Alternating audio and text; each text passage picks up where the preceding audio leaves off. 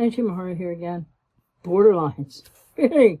People with borderline personality disorder who get upset and hurl all kinds of insults and abuse at me because I say borderlines instead of people with borderline personality disorder. Okay, but here's the thing. You can only have so much verbiage, right? So often, I'm the only person online who says borderlines just for brevity's sake, not meaning or intending, oh, stop.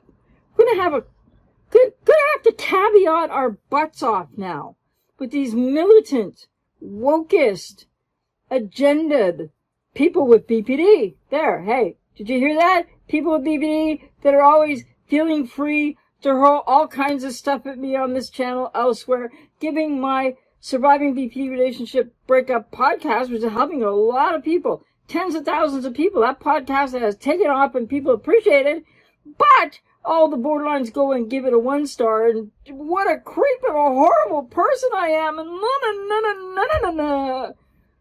Yes, people with BPD, otherwise known as borderlines. Do you have to take everything personally?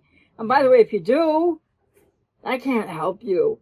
And you shouldn't be watching this channel if you can't hack it. And I have compassion for people with BPD. I really, really do.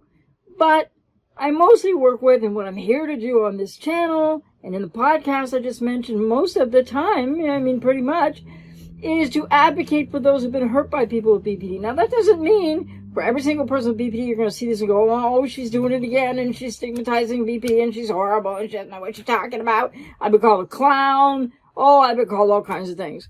But all these people with BPD that are trying to advocate for why we should go easier on their entitlement, their right fighting, and their lack of awareness, while they just show the entitlement and the acting out, and they don't seem to get it. Wow, am I shocked or something? No, but it seems never ending. So let me begin here with a comment, which is great, on the video I did, Borderline, it's probably a podcast on the channel, Borderline Tribalism, BPD Wokeism, and Right Fighting. They can't handle the truth. This is so true. No matter how many times you come at me, people with BPD or borderlines, you're not going to change what I'm doing here because you don't understand. It's not about you. It's borderline tribalism and BPD wokeism, right fighting, and you're not entitled to that. You can do it all day long if you want, but I'm not buying it. I got your number. I know how you behave. I know how, borderlines in general. I'm sorry, people with BPD in general. Will that make it better? I doubt it. How they behave in relationships. I had many relatives with BPD, etc. A BPD, NPD mother, primarily covert narcissist, malignant narcissist father, psychopathic, dark, tetrad dude. And many people in an extended family, just intergenerational trauma, and then cluster B's up the yin-yang. So anyway, I got a lot to say here. I am going to be embarking on another endeavor, which is going to get very controversial very quickly, no doubt. I have a new podcast coming, and it's called Cluster B World, and it's going to talk about some aspects of all that's in Cluster B, right across the spectrum, right across all the different diagnoses, because they are not all one diagnosis. And it's going to talk about some of the personal with that, but a lot of what's happening in the macrocosm with that. And in our world today, we are living in a Cluster B world. Other things coming, but anyway, the commenter on this podcast video put up here, Borderline Tribalism, BPD Wokeism, and Right Fighting, they can't handle the truth. They can't, ladies and gentlemen, in life. Even if they can start handling the truth without treatment, they're not going to change. They're still going to right fight. They're still going to feel entitled. And that entitlement is largely overcompensatory defense mechanisms, but still. How off-putting could that be? When they're feeling all full of themselves and then you think they're a narcissist. But no, people with BPD can be doing all kinds of things, which I'm going to say more about here and elsewhere and on my website, etc. I have a lot coming, but I'll let you know when it's available. That people with BPD are not all narcissists. And there are some that might have this comorbidity, but there are so many people online that keep forwarding borderlines are just narcissists, narcissists are narcissists. No, not always, sometimes. So the commenter left this comment, which I really appreciate. It's inspirational. Good on you, AJ. Fantastic podcast. I'm fed up with the quote, poor BPD, let's sacrifice ourselves to help them approach. Yay! I celebrate that with you, and good for you, and I hope more of you are fed up with it, because you need to take care of yourself. Borderline entitlement, they want their cake of poor behavior, their cake of passing on, projecting out their suffering onto others. They want their cake of poor behavior, not understanding how they're impacting others, etc., not caring about others. Many of them, not all of them. They want that cake, and then they want you to get it and see it their way in the BPD wokist tribalist narrative of they just have a disability, they can't help it, and what are you talking about? Every time you talk about BPD or you say borderlines, you're just stigmatizing us. Well, come on. Like what? We can't create the safe space that the borderline doesn't have inside, right? They need to go to use the therapy to work that out. So I'm thank you for the inspiration. It's helpful at this juncture. And the comment continued, what about protecting us? Exactly. There's two sides here, and they can take their side, and, they're in a wokist, right-fighting agenda. I hope that all the crap that I hear from people with BPD or borderlines, whether they're treated or untreated, they still have this problem because they're not recovered. When they still take everything personally. And I'm not here taking this personally. I mean, because I'm going to go on to share something else with you. It's really rich. But anyway, so this commenter then said, what about protecting us, the BPD ex-survivors? I'm glad you are our advocate. Well, I do my darndest, and thank you so much for the comment. And now on to an email that I received some time ago. When was it actually? It was October 13th. That's kind of seems like a long time ago. Anyway, it's from a person who's got BPD, they say, but that they've been treated to some degree, okay? But they, like so many with BPD, even treated, but not fully recovered, because there's a difference. I'll have more coming on that at ajmahari.ca. This person wanted to dialogue with me, apparently, because they just wanted me to change something that I said. They wanted to meet with me or talk with me online, I take it, so that they could talk to me about me. Talk to me about me. Okay. In which we could audit some of your writing. What? There's not enough wokeism out there. There's not enough cluster B world out there that also has people with BPD in that cluster B world, right? A macrocosm, not as much as the narcissist and the rest of cluster B, but so the person starts off very cordial, very friendly, but how manipulative is this really? It's nice to meet you virtually. They say their name. They have lived experience with BPD. I also have the pleasure of volunteering for a nonprofit organization. It provides advocacy, support groups, and educational resources to those impacted by BPD. Okay, well, that's great. And people with BPD deserve help and treatment. And I work with some people with BPD and help them heal and recover. So, yeah, that's great. I wanted to reach out to you because it seems that you are also dedicated to providing accurate information about BPD to loved ones and those with lived experience. I focus primarily on loved ones here, and when people with BPD learn to not take everything personally, then many of them come to work with me as a client, and I help them immensely to heal and recover. So that happens, even though so many people with BPD say I'm just stigmatizing and I'm a clown and I don't know what I'm talking about. And everybody should listen to Dr. Fox and blah, blah, blah, blah, blah. Okay. I believe that it's extremely important that online resources are up to date. So somehow I'm out of date now? Come on. What? I don't know. And non-stigmatizing. How in the world do people with BPD, otherwise known as borderlines, even when treated, modicums of treatment, untreated, but certainly not really healed and recovered, where is it they have this sense of entitlement? They still take things personally.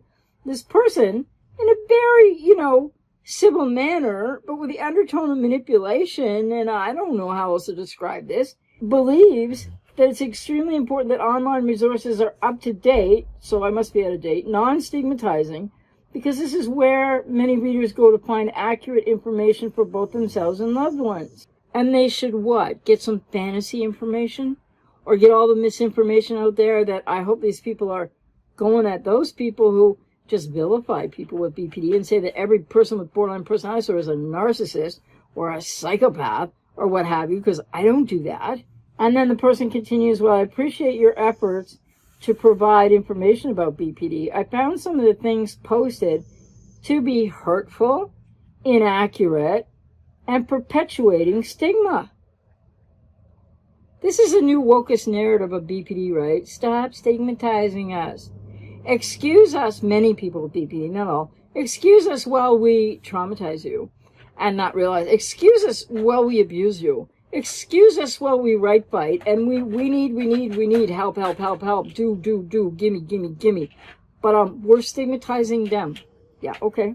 As someone with BPD who has long-lasting and close friendships, even before I was diagnosed and treated, notice they don't mention a successful, long-lasting relationship, but hey, they made some progress in their life. That's wonderful, that's great. But guess what? They still haven't been able to see that not everybody's going to adhere to their wokeist narrative of uplifting and somehow not stigmatizing, when I don't believe I'm stigmatizing. I'm just telling it like it is.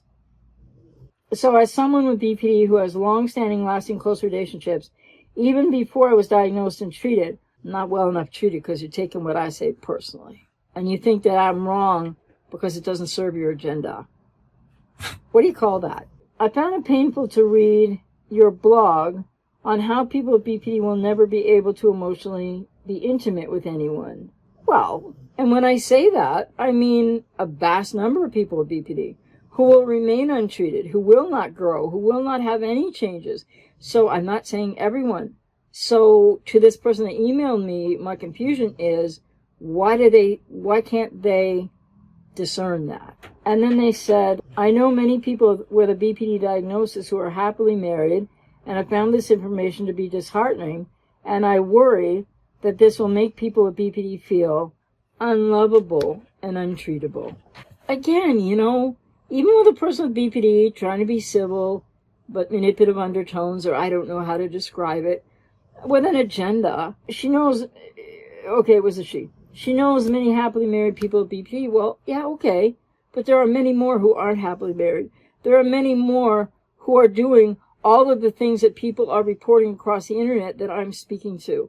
The clients that I work with, the heartache, the trauma, the drama, the agony, people wanting to unalive themselves because of a person with BPD and their abuse of them. This is rampant also. And I have never said it's everybody with BPD. But I guess this person hasn't found the channel or the podcast yet, so watch out for that. They're talking about an article that I wrote. We'll get to that. In addition, after reading an article that you wrote for Mental Health Center of America titled Borderline Personality Disorder and the Abuse Cycle, yes, I did write that for another website. It was then purchased by Mental Health Center of America. And, I'm a mental health professional, but another mental health professional, a psychologist with Mental Health America, reviewed my article and was more than happy to have it there. Many professional websites have posted that article on their websites, written by little me, who doesn't know anything and who's a clown and who needs to edit or something myself. So we have professional organizations and psychologists posting this article, reviewing it, and finding it to be very sound. Okay? What else can I say? I'm not going to edit it. I'm not going to change it. So the person said, I felt unfairly lumped in with abusers. What? Help me here, ladies and gentlemen. What do you think about this? Because I don't know this person. This person is doing better in their life. They know other people with BPD doing better in their lives. This is great, right? But there's still a huge majority of people with BPD untreated, maybe patterns of not diagnosed, hurting all kinds of people and not helping themselves out. And this person who's had treatment says they felt unfairly lumped in with abusers. Who did that? How could I possibly lump this individual in with abusers? No. See, this BPD wokeist ideology of it's all our way, listen to our narrative and whatever, is really dangerous because these people advocate for the people that are really hurting other people and then take things personally and feel lumped into stuff, well, that's not BPD recovery. You might have done a lot of work, this person and everything, but like, this is mind-boggling stuff to me. They felt unfairly lumped in. Okay. That would be their feeling, their issue, their responsibility. I have nothing to do with that. I worry that when people read articles like that, they will assume everyone with BPD is an abuser when that is entirely false. So this person with BPD who's come a long way is in treatment, is still really thinking in a black and white way. That if I talk about many people with BPD and the abuse cycles that happen with loved ones or significant others, as many of you out there know all too well, then I'm saying everyone with BPD is an abuser, and that is entirely false. Well, let me just say, I've never said everybody with BPD is the same or in the same place. And then the person continues, I wanted to reach out to you because I believe that I spread accurate information. Thank you very much. Take a look around the internet at all the inaccuracies and such said stuff. So I believe that spreading accurate and non-stigmatizing information, that's black and white. That's a dichotomy again. That it's only accurate if it fits their wokest agenda narrative of just help us, just see us.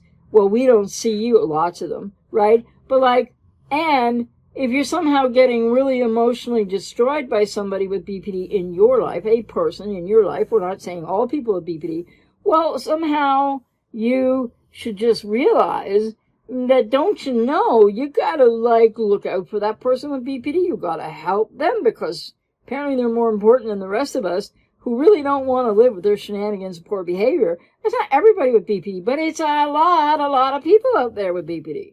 So accurate. So now this person has conflated that if I'm, quote, stigmatizing borderlines, that my information is inaccurate. Sorry, sweetheart. No. So I wanted to reach out to you because I believe that spreading accurate and non-stigmatizing information about BPD is essential in helping those of us with lived experience recover. Your recovery, every person with borderline personality disorder and the recovery needs to happen in treatment, where now over 50% of mental health professionals in the United States don't even want to treat people with BPD, which I think is horrible.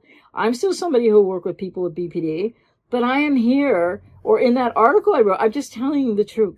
And the hope is that some people with BPD will hear that, will think about that, will take it to therapy, and that it's mostly for people who've been really hurt by people with BPD, and you need to get out of these relationships to help yourself. That doesn't mean everybody who's with somebody with BPD who's doing well or better relationally, like this person didn't mention a relationship, but hey, they're able to have a couple close friends or a few close friends.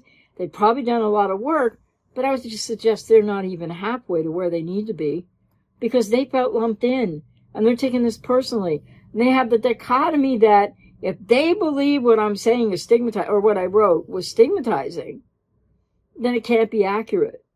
Like, what? Did I hear a phone ring? Somebody hold that phone. Makes no sense. It's dichotomous. It's still black and white stinking thinking. So I don't know where you are in your recovery journey, and I don't mean to put this person down. But they didn't really care to respect me very much, or my information, or what I'm doing is being accurate and worthwhile for many, even though some people with BPD in various different ways will come along and they have these issues.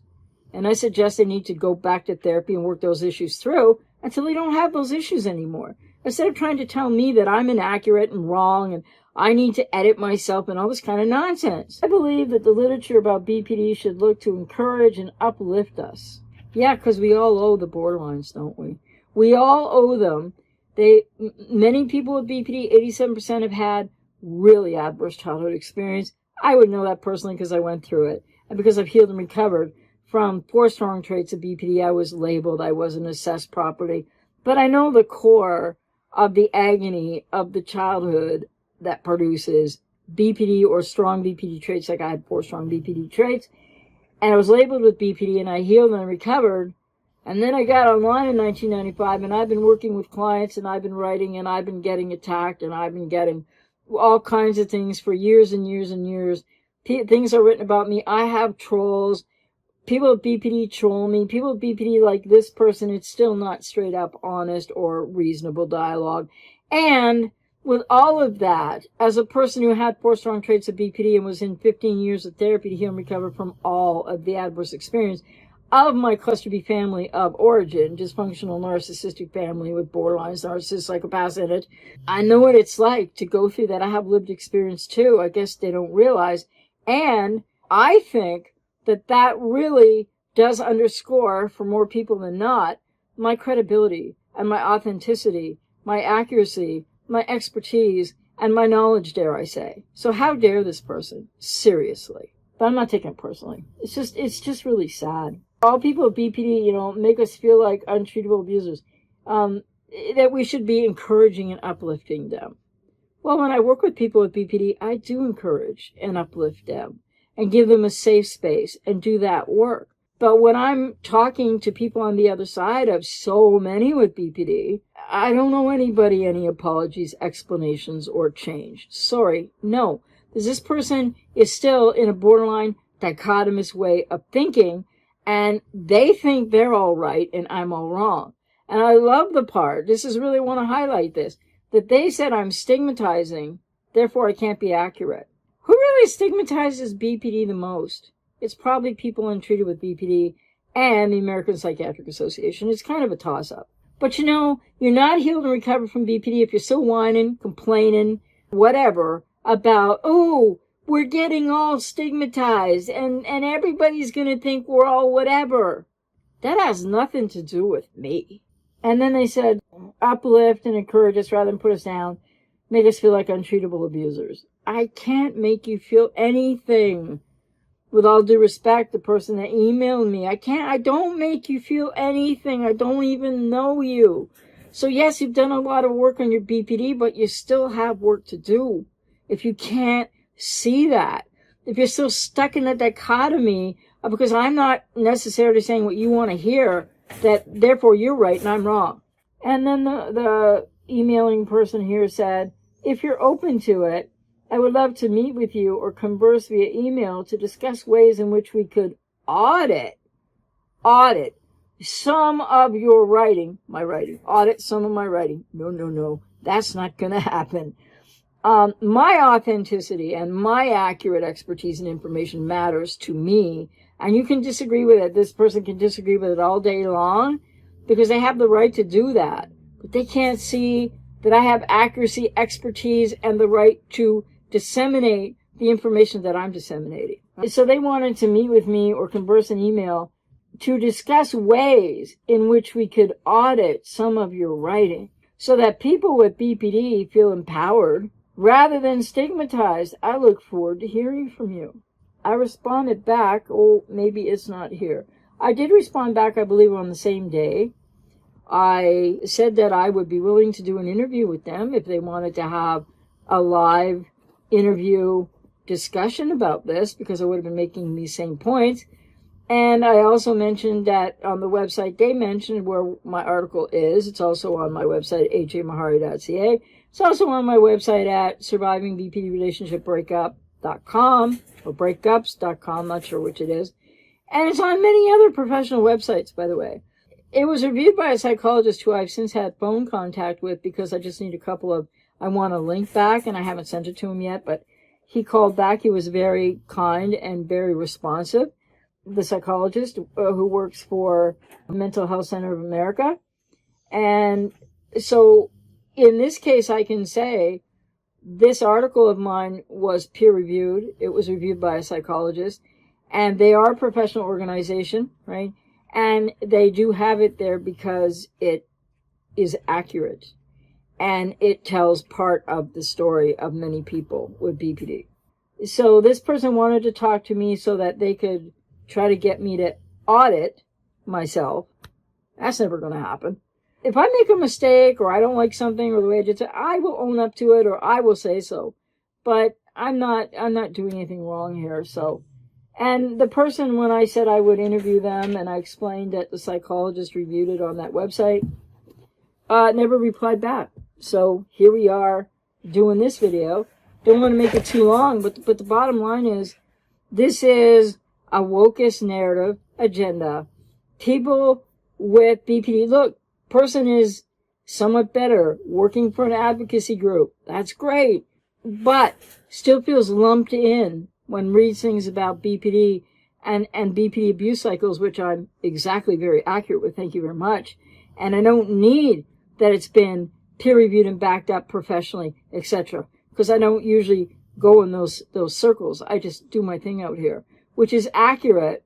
And I think that people with BPD, and even this person that emailed me, because that was civil and seemingly all nice, wasn't it? But it was agendaed. And it was this narrative of, we're going to talk about how bad I felt when I saw what you wrote. And so it's stigmatizing, therefore it can't be accurate, dichotomous black and white BPD thinking. And, well, somehow her agenda was to get me to audit myself. So that all the information that I give, and I mean, is she going to go around and talk to everybody who speaks about, for people who've been loved ones or significant others, people with BPD, she's going to go around to all of them and tell them to audit themselves. She's going to find this channel eventually. She's going to find my podcast. And by the way, yeah, my podcast keeps getting 1 stars from Borderlines, whining on about stuff. I'm not the enemy of people with BPD, but I'm here to tell you what it is, how it is for so many. I think I'm the only person on YouTube, probably on the internet, maybe that's a bit much to say, but that parses BPD very carefully, that tells you the truth, that keeps in mind people with BPD. I have compassion for people with BPD, but I separate out people with BPD from their behavior, especially when I work with them, but that I'm here to help other people who really need to get out of these trauma-bonded relationships. And the bottom line is, notice the black and white thinking and the dichotomies all through the email. I offered the person an interview because I'm not going to talk to people. I have to have a life. I work hard. I have a lot of clients. I'm going to be bringing out some new services. I'm trying to reach out to people in many ways. If you can't afford the session prices that I have, that, other ways I can have some interaction with people for less cost. But I can't answer emails and talk to people for whatever and, for free and everything. And especially when their agenda is just to audit me because I'm stigmatizing people with BPD equals, therefore, in a borderline dichotomous way of thinking, still with this woman, that I'm inaccurate. No, I'm not inaccurate. And I don't really know what we do with the stigma of BPD, but I still have the scarlet letter on my forehead for trolls. For people that have been trolling me for many years, be they quiet right now or not, I still get a lot of, comments from people that I know who they are. They are troll comments. I get trolled a lot. I don't take it personally, and nobody's going to dissuade me from the information and my passion to serve and to help people who need help on either side of this fence. So I am going to be embarking on another endeavor, which is going to get very controversial very quickly, no doubt.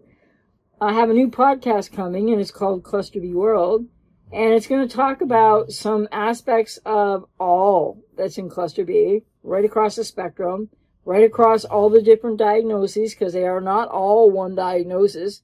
And it's going to talk about some of the personal with that, but a lot of what's happening in the macrocosm with that. And in our world today, we are living in a cluster B world. And these agendas, wokeist, ideology, agendaed, everybody that isn't saying what we, the people with BPD, no matter where they are, if they've been treated but they're certainly not recovered. I know what it's like to recover. And I'm sitting here and I'm dealing with I don't take anything personally. I don't get emotionally dysregulated. But I'm just here to passionately, strongly say, anybody else with BPD, stop listening to my Surviving BPD Relationship Breakup podcast unless you're mature enough to handle it. Because it's not for people with BPD, really. And neither is this channel unless, my apologies to the many people with BPD out there who can hear me on this channel and who become clients of mine. See, they're not all the same. I don't know what the story is with this woman. I would have really liked to, if she sees this and still wants to do an interview, I'll do an interview and I'll be civil. But you don't get to manipulate and control me into that you have an agenda to make me or suggest or get me to audit myself. Because that dichotomy again, this woman thinks I'm stigmatizing BPD and all the information about BPD should be uplifting out there so people with BPD can find it. What is that, do you think? Let me know what you think. I know what that is. It's called somebody with BPD who's had treatment and is doing somewhat better, but still doesn't get that other people are having other experiences with a lot of people with BPD. I'm not saying this person came across in a militant manner at all, but it was agendaed and manipulative. But along with maybe some goodwill. How can you have goodwill when all you want to do is censor somebody? I have no need to censor her. Whatever she's doing, right? So the thing is, this is what the borderline agenda is out there, unfortunately. People with treatment, but they're not to the recovered place. And yes, that exists. But they still want to dictate to all of us that we're not allowed to talk about them in the truth of what's going on for so many people, or I'm not, or I don't know. Other people aren't supposed to, because we're supposed to uplift them. So many of you out there know this personally, right? You've tried to uplift. You've tried to validate. You've tried to love. You've given them everything you've got to give. And it's never enough, because they can't stop seeing you, so many untreated, as the object of their parent representation. And that may not be a conscious process. But then how do we explain people with BPD to have more treatment that can write a seemingly very civil email because they really want to discuss this with me, because they just want me to change the information I deliver and what I'm doing, because in their estimation of the dichotomous black and white thinking as a person with lived experience with BPD, they're still experiencing it, feeling lumped in to the article that I wrote. Why? Because they're taking it personally still. And they mentioned close friends but not relationships, so they have a ways to go, I would suggest. And asking me to audit myself that all information on the internet should be what? Approved by people with BPD? Approved by people who are a little bit better who have BPD? That we're all just supposed to forget our experience on the other side of people with BPD. You're supposed to forget it. We're just supposed to talk about them as uplifting, amazing people who never hurt anybody. Let me know what you think of this. It's getting stronger out there. They are becoming, I'm not saying this person, but a lot of people with BPD, it's a militant, wokeist, leftist, Marxist type, cultural Marxist type of agenda. And that's what I'm going to be talking about and more. My new upcoming podcast, which will be on the YouTube channel, Lord knows it'll probably never go anywhere or get views, but I'll keep trying. It's going to be called Cluster B World. So I hope that when I get the first episode up, and then I'll let you know, I'll put the channel that, it's going to be a podcast, but it's also going to be on a YouTube channel, because I have one over there I'm not using. And she expects that I'm going to audit myself for her wokeist narrative. This is building online, ladies and gentlemen. And I don't know what's going to happen with it, but like I said in another video, are they going to start screaming about, whining about, complaining about, being victim to, making us all seem like we're the big bad persecutors, because next they're going to say we're all borderline phobic. Just wait for it. Probably's coming. And the thing about that is, it's healthy to be borderline phobic in many cases, right? So I don't mean any ill will to this person that emailed me, but I gave it enough time to see if they would respond. But, they wanted something, and they wanted it all their way, and they felt entitled to it. And I'm sorry, but the answer isn't get out of here, no way, no how, not ever. So what do you make out of this borderline wokeist agenda that we're all just supposed to forget what so many have done to many of you and many people? We're just supposed to forget all that and make sure that information online is just uplifting for them. How brass tack core borderline is that attitude?